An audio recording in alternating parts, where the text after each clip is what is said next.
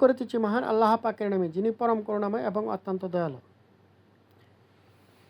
মৌলানা মুন্সিগল তাদেরকে আলেম বলে। আলেম তারা নয়, আলেম হচ্ছে যারা জ্ঞানী তারা আলেম। তারা আলেম নয়, তারা হচ্ছে মোল্লা এবং মুন্সি।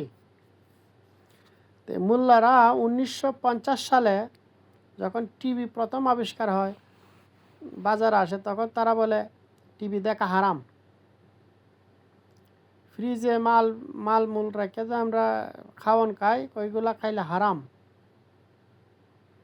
তারপরে ইন্টারনেট বাড়িল, কইল এগুলা দেখা হারাম, এগুলার থেকে টাকা ইনকাম করা হারাম।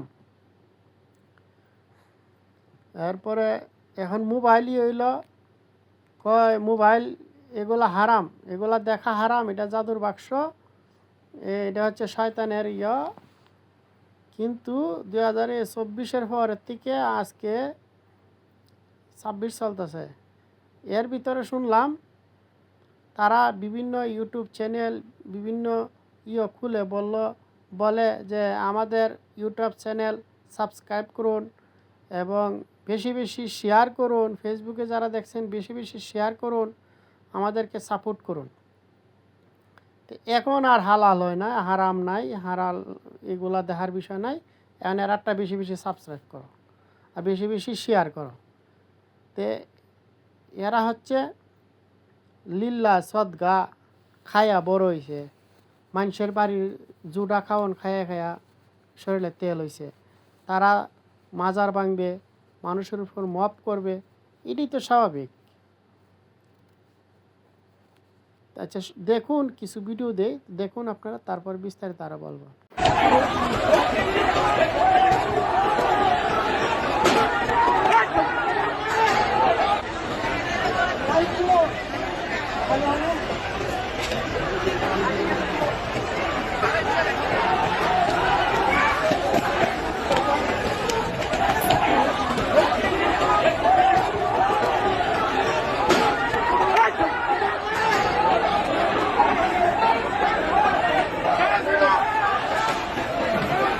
শাহজালাল মাজারে গ্যাঞ্জাম হইতেছে।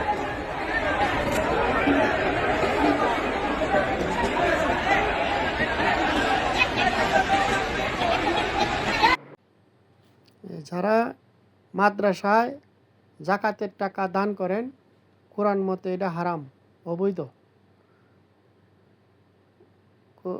মাদ্রাসায় মসজিদে কোনো প্রতিষ্ঠানেই দান করা হারাম, এটা কোরআনে নিষেধ। দান করতে হবে জাকাতের টাকা কোন, এমনি দান কোন, যা কিছু সদকা কোন, যা কিছু আছে সব দিবেন ব্যক্তিকেন্দ্রিক, নিজের হাত হ্যান্ড টু হ্যান্ড, হাতের মাধ্যমে আরেক হাত, কোনো ব্যক্তি প্রতিষ্ঠানের মালিককে নয়, কোনো প্রতিষ্ঠানের দায়িত্ব কর্তব্য লোকদেরকে নয়। আপনি দান করবেন একজন লোককে, তার হাতে সরাসরি দিবেন, কোনো বায়া মাধ্যমে না। আপনি যা কিছু করবেন সরাসরি, কোনো এর বিরুদ্ধে মিডিয়া যেন না থাকে, তাহলেই এদের চর্বি একটু কমে যাবে। কারণ মানুষের দান সদকা খায়া শরীরের মধ্যে চর্বি বানাইছে, চর্বি তো করতে হইব, অপচয় করতে হইব। এই জন্যই শিশুদেরকে বলাৎকার করে, মাদ্রাসার মেয়েদেরকে ধর্ষণ করে, তাদের কোনো মা নাই, বোন নেই, কোনো লজ্জা নাই, তারা এই অপকর্মগুলা করে। আর যারা বলে তারা ইসলামের তারা ইসলামের কোনো কিছু না, তারা ইসলামের শিক্ষা গ্রহণ করে না, আর ইসলামের তারা কিছুই না। অযথা আমরা তাদেরকে বেশি সমীহ করি, তার প্রধান কারণ হলো আমরা অজ্ঞ, আমরা কিছু জানি না। এই জন্য তারা আমাদেরকে লামসাম বুঝায় এই নিজেদের আখের গুছায়। এগুলো সম্পূর্ণ বুয়া, এগুলো সম্পূর্ণ বাতেল ফেরকার লোক। এই দেখেন বিভিন্ন জায়গায় আজকে সারা বাংলাদেশের মাজারগুলো ধ্বংস করা হইতেছে।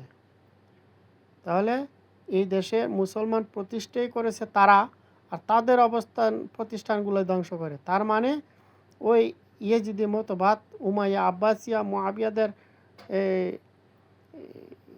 মতবাদ প্রতিষ্ঠা করতে চায় তারা। কারণ এই ইয়েজিদিদের কারণে আহলে বায়তের লোকগুলো আরব ছাড়তে বাধ্য হয়েছে। এই বাধ্য হওয়ার ফলেই তারা বিদেশের পৃথিবীর বিভিন্ন দেশে ছড়িয়ে পড়েছে। তারা বিভিন্ন জায়গায় এই ইসলাম প্রচার করেছে। আজকে পৃথিবীতে এত কোটি মুসলমান, সব তাদেরই অবদান।